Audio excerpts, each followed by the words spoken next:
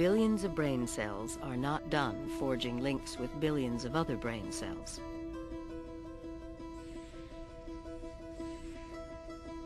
Eventually, there will be trillions and trillions of connections between cells, charged with electrical pulses rippling like lightning storms across the hills and valleys of the brain's deeply furrowed tissue.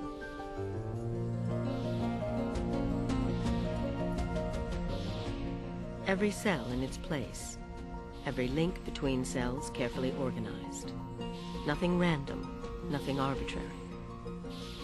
What we would really love to understand is how the brain, during development, generates millions and millions of neurons, sends them to the right position in the brain, and then somehow instructs each of those individual nerve cells to form very, very specific connections with one another.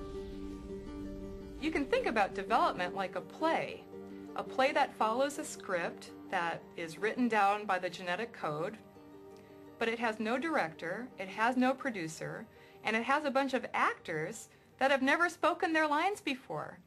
Despite all this, you pull the play off. To me, that's a miracle.